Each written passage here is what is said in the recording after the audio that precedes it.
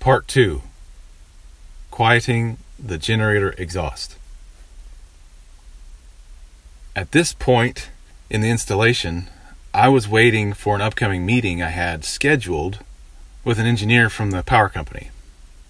I scheduled an on-site meeting to chat over the code regulations regarding generator connections. While waiting for that meeting, I decided to fire up the generator to see how it was running and to see if it needed any maintenance. When I first started up the generator, I could tell that there were some exhaust leaks to fix.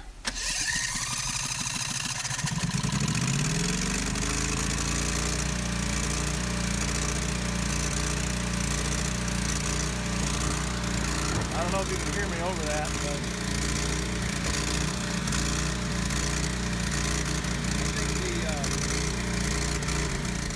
I discovered that the exhaust flange near the muffler had no gasket at all, and it desperately needed one.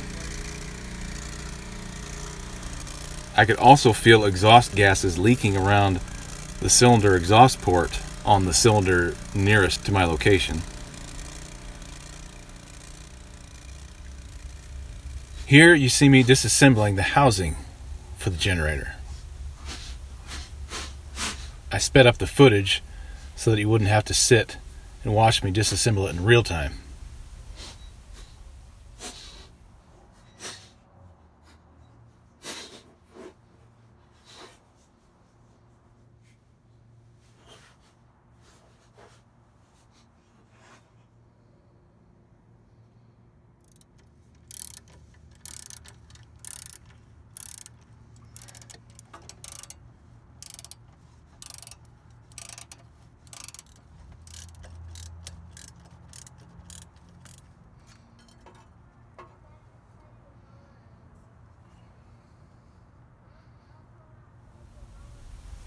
I then took the time to redo all the exhaust gaskets, and you can see me doing that here in the video.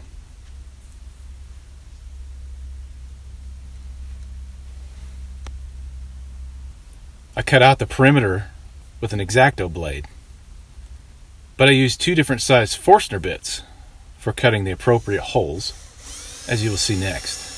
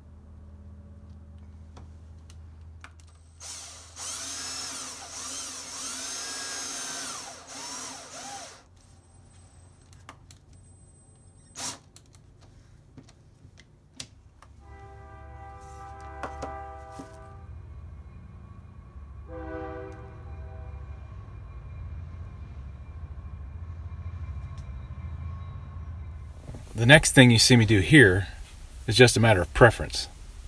On small engine exhaust gaskets, I like to apply a layer of high temperature RTV silicone on both sides of the gasket to achieve a maximum seal. It's not entirely necessary, it's just what I prefer. You can see me apply the one layer here. The second layer gets applied right before I bolt on the exhaust header. What I don't show is the process of cleaning up all of the exhaust flanges. To do that, I used a wire wheel on a Dremel tool to remove any debris. Then I wiped all the flanges down with acetone prior to applying the RTV silicone.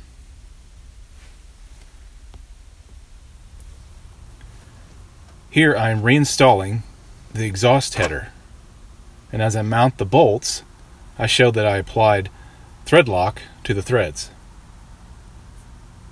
And this is done as an added precaution to keep the bolts from vibrating loose over time.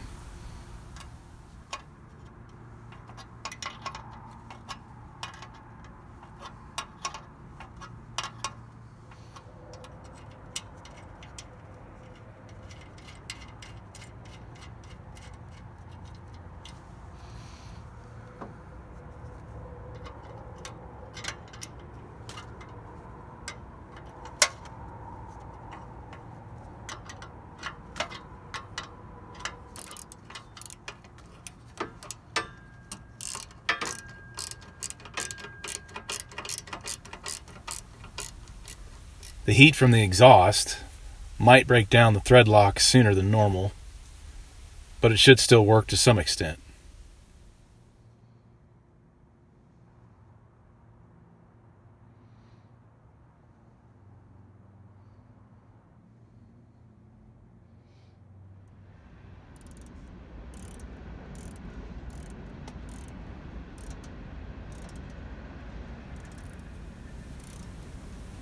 After the generator and the housing were reassembled, I called it a day.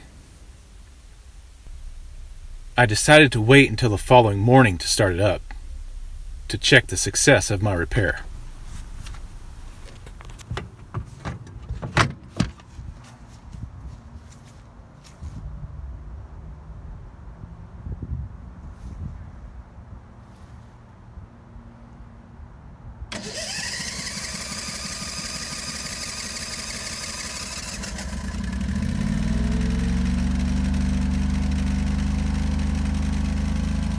The microphone on my camera might not allow your ears to hear the significant reduction in decibel volume, but believe me, it was significantly quieter.